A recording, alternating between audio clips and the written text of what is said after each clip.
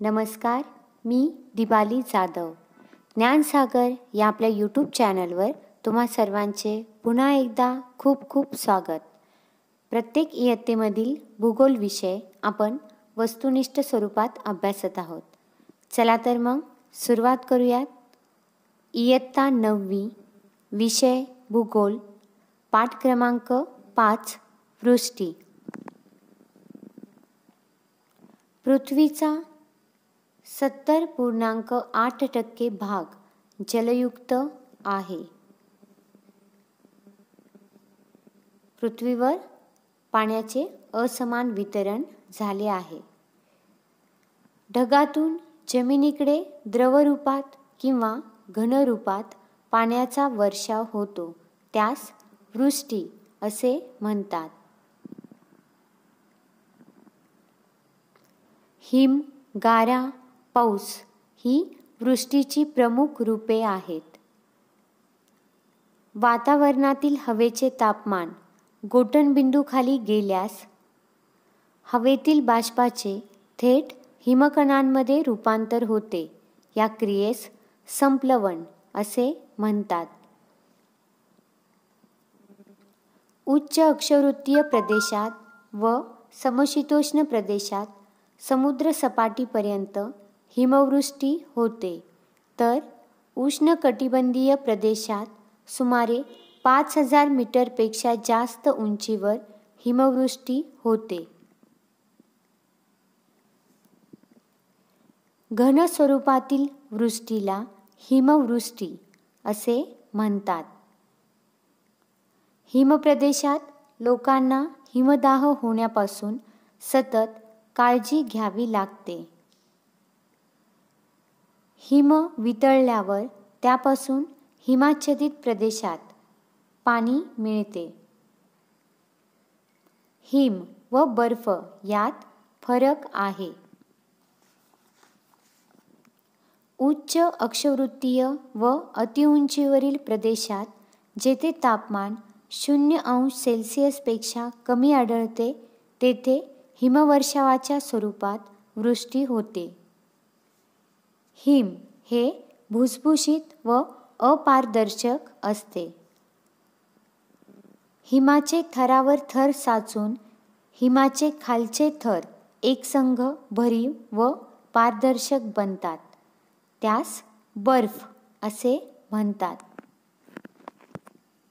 भूपृष्ठावर जास्त उष्णता असताना ऊर्ध्वगामी हवेच्या जोरदार प्रवाहामुळे हवेचे तापमान कमी होऊन हवेतील बाष्पाचे सांद्रीभवन घडून येते. भूपृष्ठाकडून येणाऱ्या हवेच्या ऊर्ध्वगामी प्रवाहामुळे जलकण उंचावर जातात. त्या ठिकाणी जलकणांचे घनीभवन होऊन गारांची निर्मिती होते.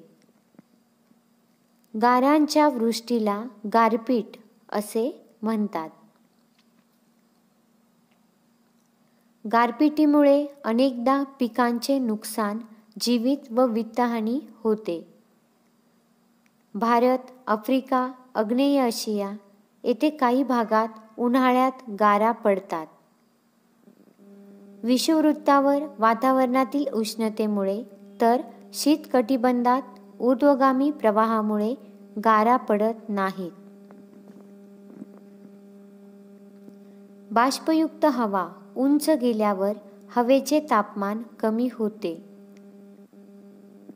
हवेतील बाष्पाचे सांद्रीभवन झाल्याने तयार झालेले जलकण व हवेतील धूलिकण एकत्र येऊन ढग तयार होतात. ढगांमधील मोठ्या जलकणांना वजनामुळे हवेत तरंगता न आल्याने जलकणांची पावसाच्या स्वरूपात वृष्टी होते.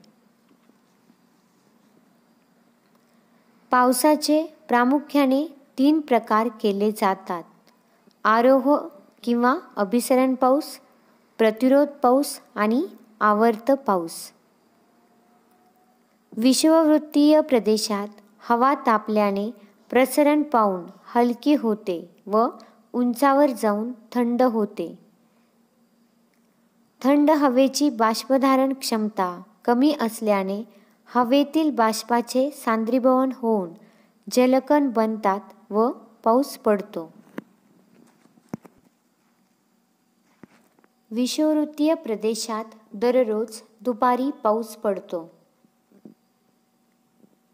अभिसरण प्रकारच्या पावसात विजांचा कडकडाट व ढगांचा गडगडाट होतो.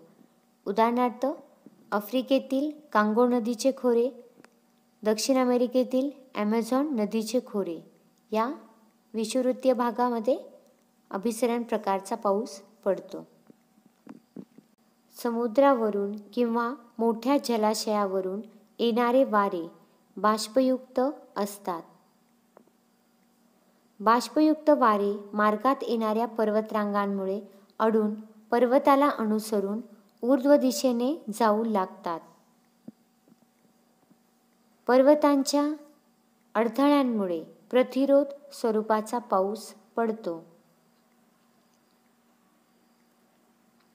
पर्वत ओलांडल्यावर बाष्पधारण क्षमता वाढून विरुद्ध दिशेकडील पर्वताच्या बाजूस पावसाचे प्रमाण कमी होत जाते. म्हणून या प्रदेशास पर्जन्य छायेचा प्रदेश असे म्हणतात.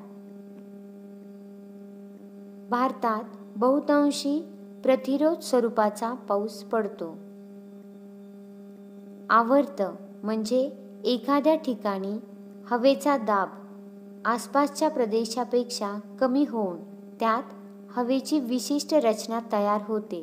या रचनेस आवर्त असे म्हणतात. आवर्ताच्या केंद्रभागाकडे आसपासच्या प्रदेशातून हवा चक्राकार पद्धतीने येऊ लागते व केंद्रभागातील हवा वर जाऊ लागते. केंद्रभागातील हवा वर गेल्यावर तिचे तापमान कमी होऊन हवेतील बाष्पाचे सांद्रीभवन होते व पाऊस पडतो. आवर्त पर्जन्य समशीतोष्ण कटिबंधात जास्त प्रमाणात पडतो.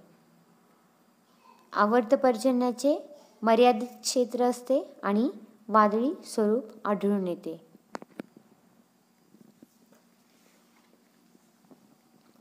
प्रतिरोध प्रकारचा पाऊस जगात सर्वात जास्त भागात पडतो. आरोह पर्जन्य प्रादेशिक स्वरूपाचा पर्जन्य आहे. भारतीय उपखंडात मोसमी पावसाचा प्रभाव आहे.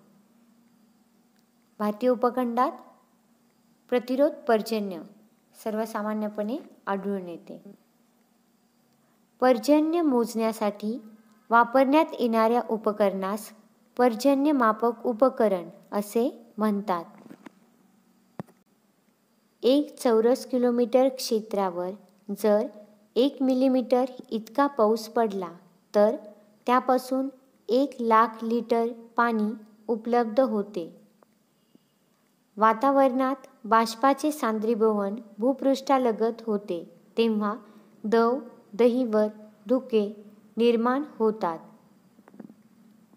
वातावरणातील हवेतील तरंगत्या जलकणांची हवेतील घनता वाढल्यावर धुके निर्माण होते. भूपृष्ठावरील बाष्पयुक्त हवेचा संपर्क अतिशय थंड वस्तूंशी आल्यास बाष्पाचे सूक्ष्म जलबिंदूत रूपांतर होते. जलबिंदू थंड वस्तूंच्या पृष्ठभागावर चिकटतात. यालाच दवबिंदू असे म्हणतात. हवेचे तापमान 0°C पेक्षा कमी झाल्यास वस्तूंच्या पृष्ठभागावर चिकटलेले दवबिंदू गोठतात. त्यांना दहिवर असे म्हणतात. याची प्रामुख्याने हिवाळ्यात निर्मिती होते. अतिवृष्टी किंवा ओला दुष्काळ यामुळे महापूर येऊन जीवित व वित्तहानी होते. पाऊस पडला नाही तर अवर्षणामुळे अन्नधान्याची कमतरता निर्माण होते. धुके, दहिवर पिकांना मारक ठरते. रस्त्यावर पसरल्यास अपघात होण्याची शक्यता असते. रस्ते, लोहमार्ग, जलमार्ग व हवाई मार्ग यांवर विपरीत परिणाम होतो. वाहतूक सेवा रद्द कराव्या लागतात. औद्योगिक क्षेत्रातील प्रदूषणामुळे हवेत विविध वायू मिसळले जातात. औद्योगिक प्रदूषित वायूंचा हवेतील बाष्पाशी रासायनिक क्रिया होऊन विविध आम्ल तयार होतात. उदाहरणार्थ नायट्रिक आम्ल, सल्फ्युरिक आम्ल इत्यादी. पावसाच्या पाण्यात विरघळलेली आम्ल पावसासोबत पडतात, त्यास आम्लपर्जन्य असे म्हणतात. असा आम्लपर्जन्य सजीव व निर्जीवांसाठी अतिशय हानिकारक असतो. संपूर्ण व्हिडिओ पाहिल्याबद्दल तुम्हा सर्वांचे मनापासून आभार. व्हिडिओ आवडला असल्यास लाईक करा, शेअर करा आणि असेच नवनवीन व्हिडिओ पाहण्यासाठी सबस्क्राईब नक्की करा.